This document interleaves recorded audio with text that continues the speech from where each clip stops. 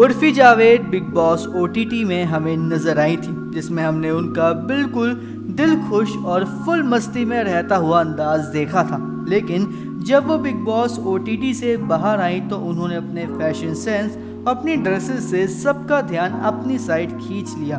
और आए दिन उर्फी जावेद के इन्हीं फैशन सेंस की वजह से कई ऐसी बातें होती हैं जिनको उर्फी जावेद खुद सोशल मीडिया पर शेयर करती हैं, लेकिन कई ऐसी बातें भी हैं जिनको उर्फी जावेद सोशल मीडिया पर शेयर ना करके वो डायरेक्टली मीडिया में इंटरव्यू के द्वारा बताती हैं। और इससे भी बड़ी बात तो ये है कि जो भी बात उर्फी बताती हैं उस पर कोई भी आसानी से भरोसा नहीं कर पाता है।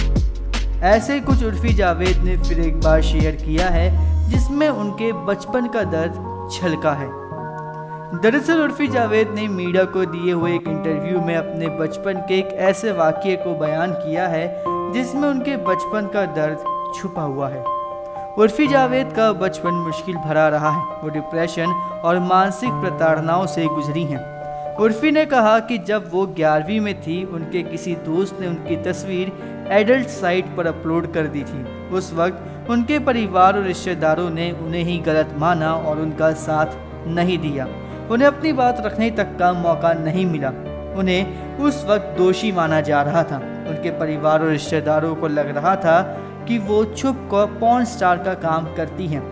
मुश्किल वक्त में उर्फी का साथ देने के बजाय उनके परिवार ने उन्हें दोषी मान लिया। उर्फी को बोलने तक नहीं दिया गया। उर्फी के पिता ने उर्फी को मानसिक और शारीरिक रूप से प्रताड़ित किया। उर्फी ने कहा कि उनके रिश्तेदार उनके बैंक अकाउंट की जांच करना चाहते थे। उन्हें लग रहा था कि मेरे बैंक खाते में छुपे हुए पैसे आते हैं, मैं गलत काम करती हूँ। उनके रिश्तेदार उन्हें पॉर्न स्टार कहकर बुलाते थे। 2 साल तक उन्हें घर में बंद रखा गया। उन्हें घर से बाहर कर दिया गया। उर्फी जावेद ने कहा कि उनके रिश्तेदार, आसपास से लोग उनके बारे में ऐसी गंदी बातें करते थे कि मुझे अपना नाम भी याद नहीं आता था। पिता उन्हें मारते थे, पीटते थे तो वो कुछ नहीं बोल पाती। उस वक्त उनके पास उसे झेलने के अलावा कोई विकल्प नहीं था। मेरे साथ लोग बैठते तक नहीं थे। किसी लड़की को मेरे साथ नहीं जाने दिया जाता था। इस हादसे के बाद मैंने खुद पर भरोसा किया, अपनी आवाज़ उठानी सीखी। उर्फी जावेद ने कहा कि 2 सालों तक मेरे साथ ये सब चलता रहा। इस टॉर्चर के कारण मैं अपना नाम तक भूल चुकी थी। उर्फी ने कहा कि मैं जिस हालातों से गुजरी हूँ, भगवान ऐसे हालात किसी लड़की के सामने नहीं लाए।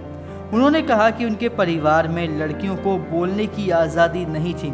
मुझे हमेशा ये बताया गया कि लड़कियों की आवाज़ नहीं होती है, केवल पुरुष जो बोलते हैं बस उसे ही मानना होता है।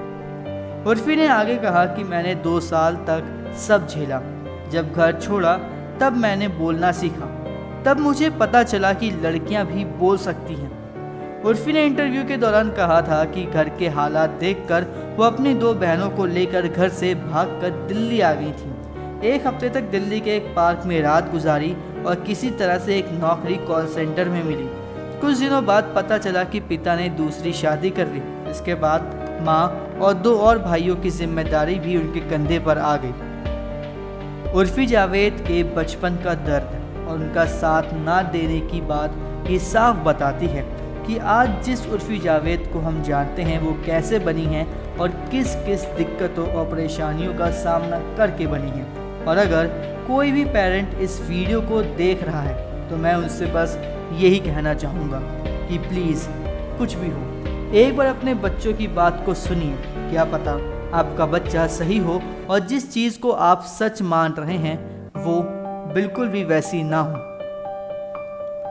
इसी तरह की खबरों से जुड़े रहने के लिए हमारे चैनल को सब्सक्राइब करें और बेल आइकन को दबा दें, क्योंकि अगर आप बेल आइकन को दबाना भूलें तो हमारे हर लेटेस्ट अपडेट आपसे छूटे।